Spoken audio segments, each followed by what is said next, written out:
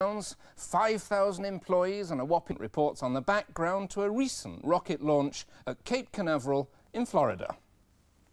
5, 4, 3, 2, engine start.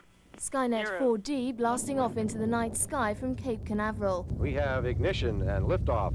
The £100 million satellite is the most sophisticated of its kind. Assembled by Matra Marconi Space in Stevenage for the Ministry of Defence, the satellite's taken 3 years to complete from conception to launch. It's part of a big contract for the company, which in 1982 cut staff numbers by 650.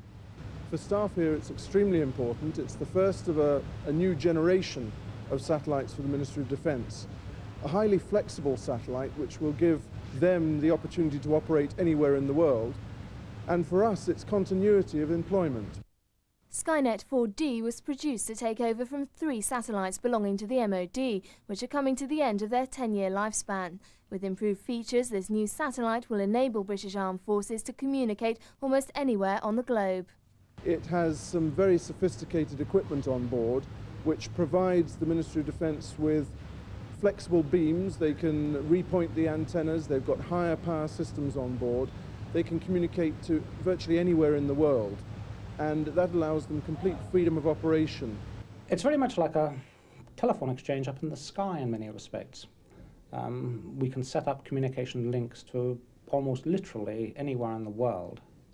They might be links into a large military headquarters, they might be links to a single deployed army location using a small satellite ground terminal.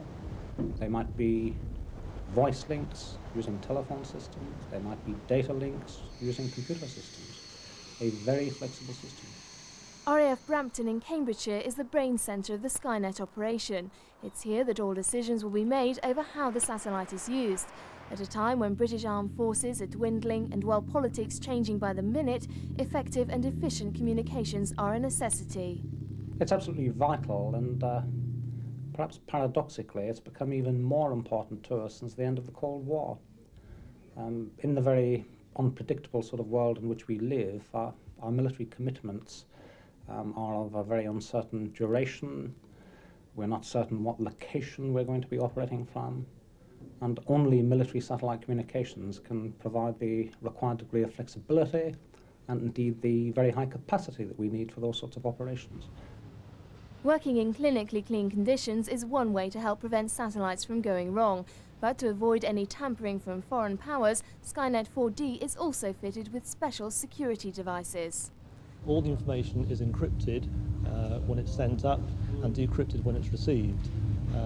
The Skynet spacecraft feature special anti-jamming techniques so it can't be listened into, and this does mean that all the armed forces, whoever they are, do benefit from secure communications.